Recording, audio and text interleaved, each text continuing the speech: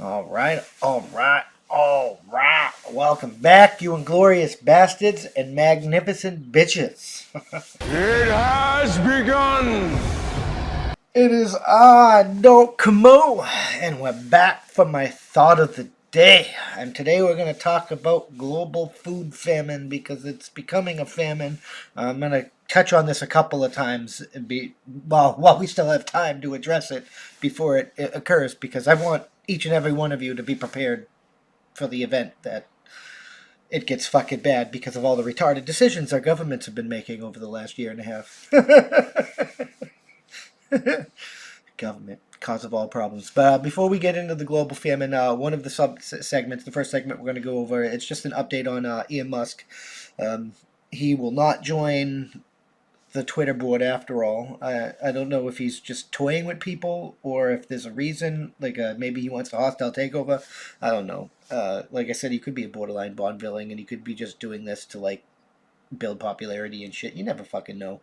He's a notorious internet troll, both on Chinese Weibo and on Twitter. So it is what it is. But let's get into this NPR article. Elon Musk says he will not join the Twitter board after all.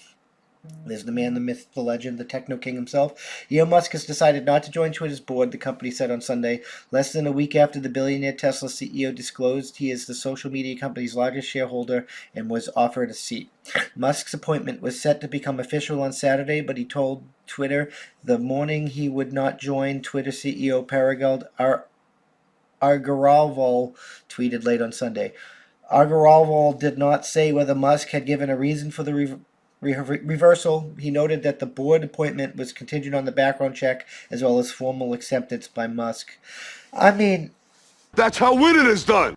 it could be because when you become board, you become legally ability to legally for the company and the shareholders, like that's going to be your focus.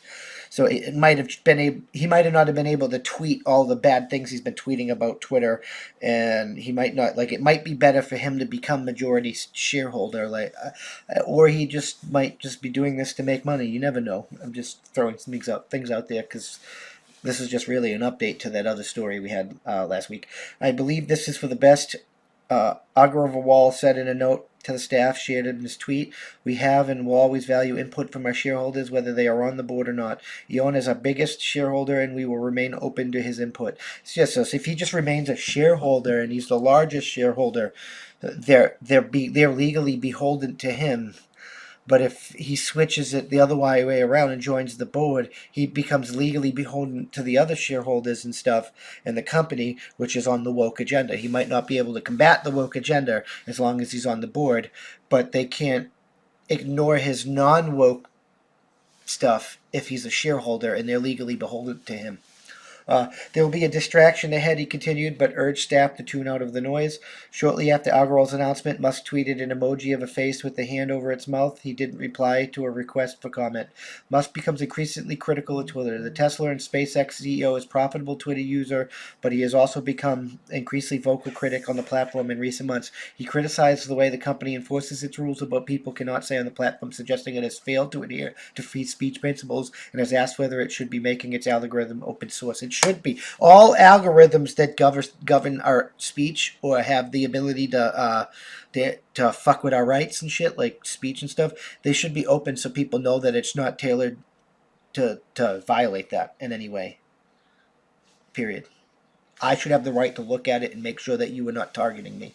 After Musk revealed last Monday that he had taken a 9% stake in the Twitter, the company invited him to join the board. Both he and Agrawal said that they look forward to working together on the company's future. Twitter shares soared last week following the news of Musk's investment as part of his agreement to join the board. Musk has promised not to increase his stake to more than 14.9%.